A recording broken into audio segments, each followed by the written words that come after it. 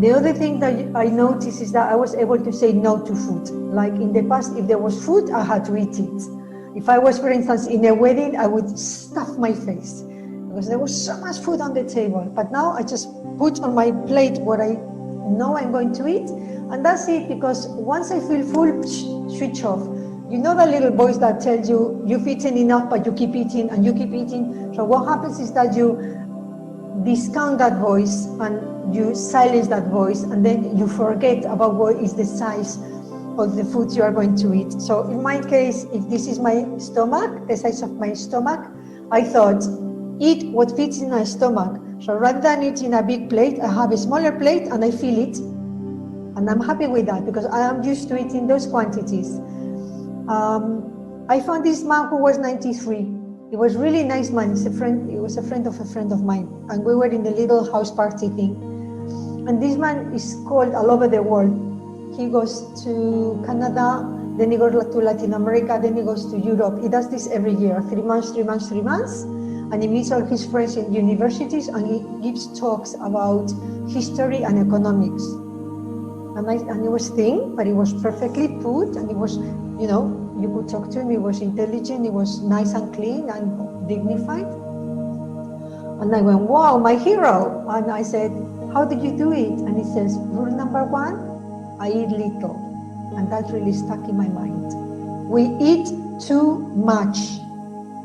We feel that pull of the mother's umbilical cord when we were fed, and we aligned or we connected the feeling of being fed with the feeling of comfort, emotional comfort.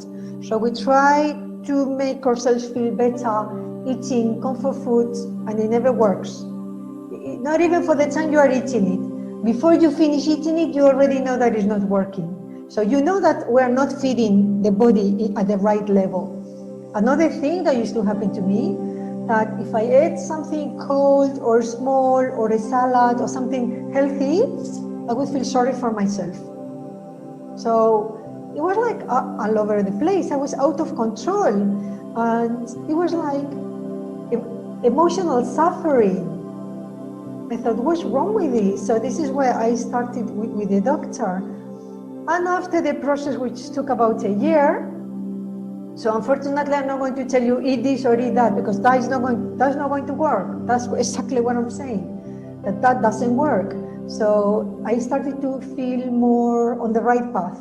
I started to feel more balanced. I didn't feel so much sugar imbalances. I didn't feel like hungry when I wasn't eating, or I didn't feel like I was starving or rich for any food in the house. Before I went to this doctor, I felt a lot of struggle, and I realized that it is all about love. It is all about self-love.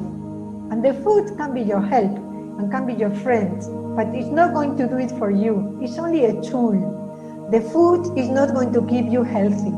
You are going to keep yourself healthy if you do the energetic work that is required.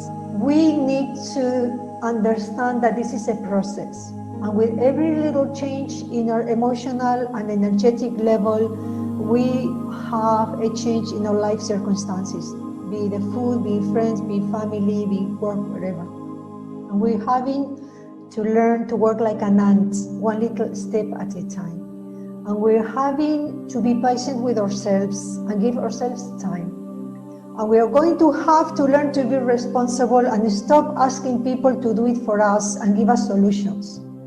We are going to have to start learning to find the solutions one little thing at a time. And when they don't work one time, then at least we can tick them off and discount them. That is not the path for me.